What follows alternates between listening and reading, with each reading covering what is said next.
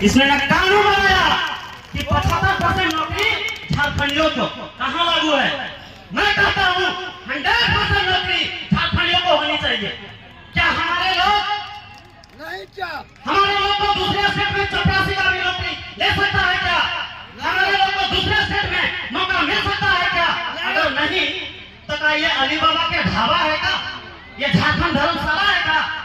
धर्मशाला है नहीं ना। इसलिए अब समय आ गया है कि 24 साल में जो लोग नीति नहीं बना पाए, आप जाति से, आप धर्म से, आप पैसा से, ये तमाम चीजों से ऊपर उठ के एक बार जयरामदा का हाथ को मजबूत करिए ताकि हम झारखंड के हित में हम नियम बना सके और झारखंड को सुरक्षित कर सके। साथियों, बड़ा गांव का दुर्दशा देख के रोना आता है। कानून हम भी समझते हैं, कानून हम भी पढ़े हैं।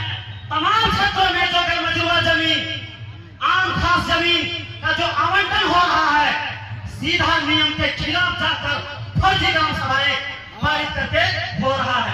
पिछड़ा में ही देख लीजिए, वहां जो ग्राम सभाएं हुई वो फर्जी तरीके से वहां का जमीन शिष्य को आवंटित किया गया, सभी लोग जानते हैं।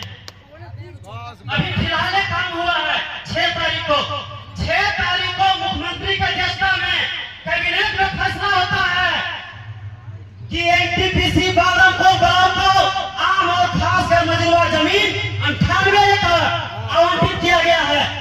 किस दर में? 45 लाख रुपए प्रति एकड़।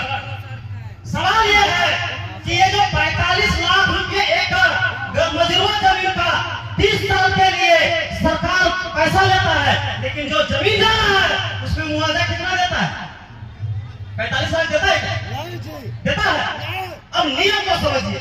नियम यह कहता है कि जो रजिस्टर 2 का जो नियम कहता है कि अगर खतियान हमारा है, ये जमीन हमारा है, तो बगल का जमीन रैयत को होगा। रजिस्टर 2 का कानून नॉट विलेज कहता है कि गांव की जमीन, सामुदायिक जमीन गांव की होती है। बाकी नहीं है नियम कि वो सरकार मालिक होती है। ये सीएमटी का कानून, ये एसपीटी का कानून, ये नॉट विलेज मेंटेनेंस रूल, तमाम कानून ये कहता है कि गांव का जमीन का मालिक सरकार नहीं, गांव के लोग होते हैं। अगर गांव वाला तय करता है कि नहीं ये जो खाली जमीन है इसमें स्कूल बनेगा, तो पारित हो जाता है और सरकार वहां से बेच रहा है।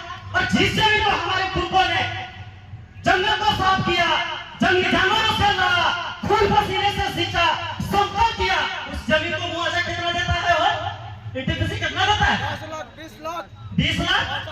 अब सर्वा सरकार हेमंत सर हर क्षेत्र में था मजूरा जमीन उसका बपाटा है। सीधा मेरा सवाल है कि ये जो भूमि सुधार अधिनियम 1950, इस कानून को अब हंसी आता है कि जब झारखंड बना तो उसी कानून को लागू कर दिया सेम ये कहते कि ये कानून का झारखंड भूमि सुधार अधिनियम 1950।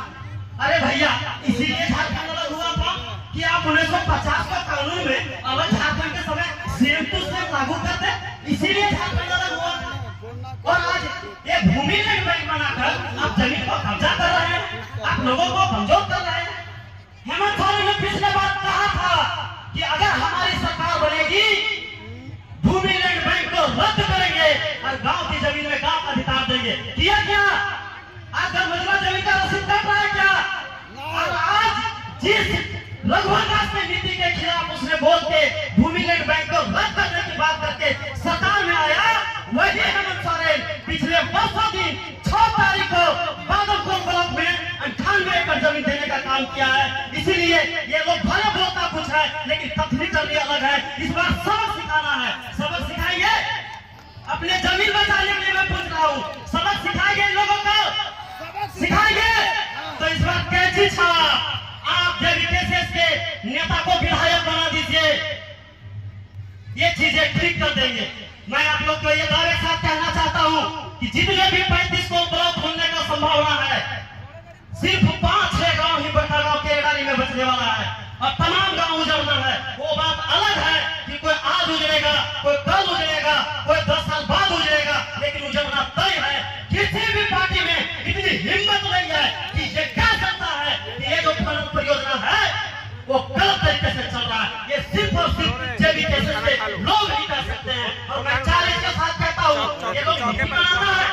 आउटसोर्सिंग को दिया जाता है प्राइवेट कंपनी को। अरे एनटीपीसी सरकारी कंपनी है, अगर सरकारी कंपनी है तो आउटसोर्सिंग में क्यों देता है? कहाँ का सरकारी, कैसा सरकारी है जिसका प्राइवेट कंपनियों को देना ही सरकार के एमयू के नियम के खिलाफ है। इसलिए इस बात को कोई नहीं बोलता है। मैं आप लोगों को दावे के साथ कहता हूँ, आप लोग जेबीटीएसएस का यहाँ विधायक बना दीजिए।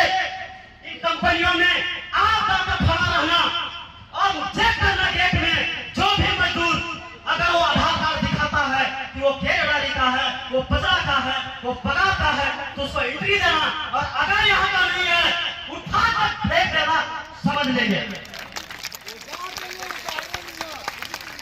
आप जेबीटीएसएस के नेता बना दीजिए, यहाँ से विधायक बना दीजिए। ये तमाम जो ट्रांसपोर्टिंग का काम, नॉन टेक्निकल काम, सीओ डीग्रेड का काम, ये तमाम काम यहाँ का विस्थापित और प्रभावित परिवार के लोगों को ही मिलेगा, ये मैं कहने आया हूँ। और इसीलिए आप जेबीटीएसएस को जेल के कैची छाप में वोट करें, ये मैं कहना चाहता हूँ आप लोगों से। साथियों, अभी तक ऐसी नीति नहीं बनी।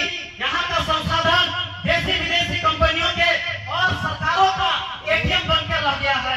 पहली बार कोई पार्टी आपको चैलेंज के साथ कहती है कि आप खदान भी हमारा होगा, काम करने वाले लोग भी हमारे होंगे और उसका हिस्सा भी हमारा मिलेगा। इसीलिए जेबीटीएसएस का नारा है कि अगर बहुत जरूरी हुआ बड़ी बड़ी कंपनियों से ही नहीं कराना पड़े तो हमारा नारा है कि जमीन हमारी, पूंजी तुम्हारी, और जो उत्पादन होगा उस लाभ में बराबर की हिस्सेदारी होगी। और ये बात आप लोग कान खोलकर सुन लीजिए। आप लोगों को ये कहा गया है कि 3 फीट के नीचे सरकार मालिक है। कहाँ है? हमने कई बड़ा बाबू से लड़ गया था इस मसले पर। हमने कहा था कि अगर आप दिखा देंगे तो मैं गर्दन कटाऊंगा। मैं भी संविधान को पढ़ता हूँ। संविधान के 39 ये कहता है कि भौतिक संसाधनों, भौतिक मतलब ढेंगा, पत्थर, कोयला, सोना, चांदी, आभूषण, जमीन, ये तमाम चीज समुदाय के अधीन है। हमने पिछले बार केरेडारी सीओ से आखियां लगा के पूछा था कि सीओ साहब बताइए, केरेडारी प्रखंड के अंतर्गत जितना भी जमीन है उस जमीन का मालिक कौन है? क्या सीओ साहब है, झारखंड सरकार है कि जमीन का मालिक है? बताइए क्या जवाब दिया? मेरे दरवाजे में इस सवाल का कोई जवाब नहीं। फिर हमने डीसी को लगाया, डीसी साहिबा आप बताइए, क्या हजारीबाग जिला के अंतर्गत जितनी भी जमीन है या जो संपदा है, क्या उसका मालिक झारखंड सरकार है? उसका मालिक आप है?